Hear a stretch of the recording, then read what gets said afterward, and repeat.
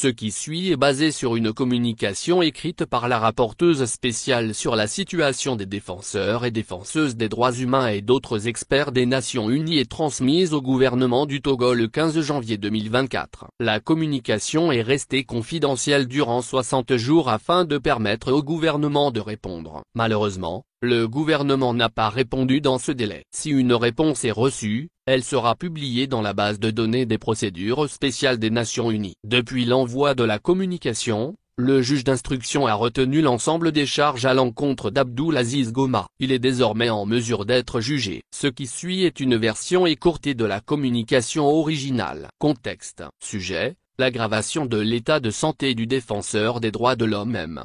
Abdoulaziz Goma durant sa détention arbitraire.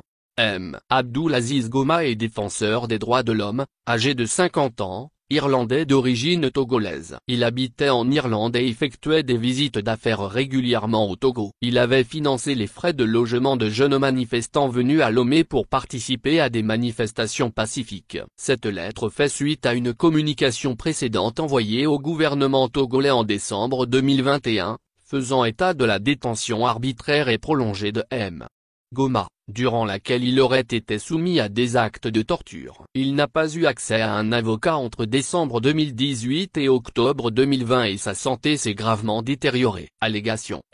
Abdoulaziz Goma a été arrêté le 21 décembre 2018 après avoir pris en charge les frais de logement de certains jeunes venus dans la capitale Lomé pour participer à une manifestation convoquée par le parti politique d'opposition, le Parti national panafricain, PNP, à laquelle il n'a, lui-même, pas participé.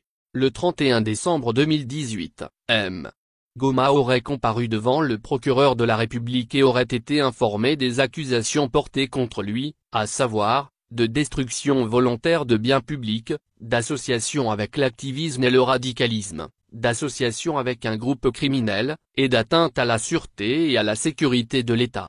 Le 6 août 2021, et en l'absence de ses avocats, le juge d'instruction a informé Goma que 2 chefs d'accusation à son encontre, ceux de destruction de biens publics et d'atteinte à la sûreté de l'État, ont été abandonnés. Cette annonce aurait été faite en chambre privée, sans la présence des avocats Goma, qui n'aurait pas été avisé de l'abandon de ces accusations par la suite. En cas de condamnation des accusations d'association avec l'activisme et le radicalisme, et d'association avec un groupe criminel, la peine maximale serait de 10 ans de prison.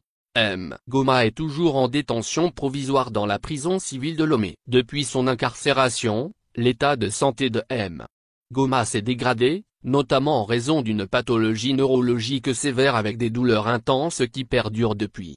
Le 26 novembre 2021, Goma aurait été admis à l'hôpital suite à une douleur nerveuse intense qui aurait été provoquée par une hernie discale et une sciatique. Les actes de torture auxquels il aurait été soumis lui auraient causé des douleurs musculaires, vertébrales, abdominales et articulaires permanentes. Selon un certain nombre de tests, dont une électroneurommyographie, Goma pourrait souffrir de la maladie de Charcot-Marie-Tooth, ce qui nécessiterait une intervention chirurgicale et une physiothérapie, afin que ces maux ne deviennent pas permanents. Cependant, les autorités n'auraient pas permis son accès à des soins adaptés. Le 24 février 2022, le gouvernement aurait justifié l'arrestation de Goma sur la base des articles 48, 49, 495, 549, 663 et 695 du Code pénal. Le 4 avril 2022, Goma aurait formulé une demande de libération provisoire pour des raisons de santé. Celle-ci aurait été rejetée le 12 avril 2022, et ce rejet lui aurait été communiqué oralement. La source note que les raisons de ce rejet n'ont pas été documentées. Le 14 septembre 2022, Goma aurait demandé la possibilité de requérir de son médecin un certificat médical, nécessaire pour recevoir un traitement médical. Le 21 novembre 2022, la Cour d'appel de Lomé aurait fait droit à sa demande. Néanmoins, l'administration pénitentiaire n'aurait pas permis à Goma de se rendre à son rendez-vous médical, en raison d'un problème de documentation. En outre, l'administration pénitentiaire aurait empêché Goma de se rendre à un rendez-vous avec son médecin le 5 décembre 2022, bien que Goma ait été en possession d'une lettre et d'un certificat médical. Depuis 2023, le nouvel avocat M. Goma a constaté qu'il n'y avait aucune trace du fait que les 2 charges retenues contre lui avaient été abandonnées en août 2021. Le juge d'instruction, nouvellement nommé, n'avait aucune information sur cette évolution. L'avocat M. Goma se concentre sur l'enregistrement officiel de la décision d'abandonner les 2 charges. Le 29 août 2023, le groupe de travail sur la détention arbitraire a adopté un avis concernant M.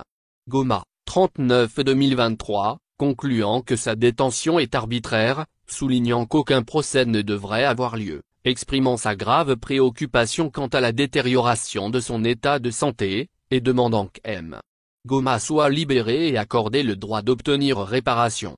Le 10 octobre 2023, un neurologue basé à Lomé a nouvellement conclu qu'M.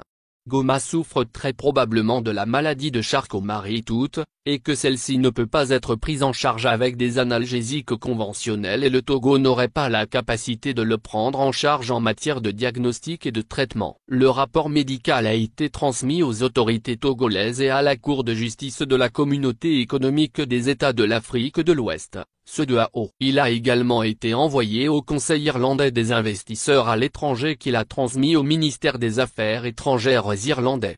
M. Goma a passé au moins 5 ans en détention provisoire, ce qui équivaut à la moitié de la peine maximale possible pour laquelle M. Goma peut être condamné. La loi togolaise stipule que tout prisonnier ayant purgé au moins la moitié de sa peine potentielle avant le début du procès peut automatiquement faire l'objet d'un réexamen de sa libération. Préoccupation. Dans cette communication, nous exprimons notre vive inquiétude quant aux allégations de mauvais traitement de M. Goma en détention arbitraire, y compris le manque d'accès à des soins de santé de qualité adaptés à son état de santé qui s'est gravement détérioré au cours des 5 ans de détention, au point où son traitement n'est pas possible au Togo. Par ailleurs, nous exprimons nos sérieuses préoccupations selon lesquelles la détention de M. Goma pourrait être liée à ses activités de défenseur des droits de l'homme.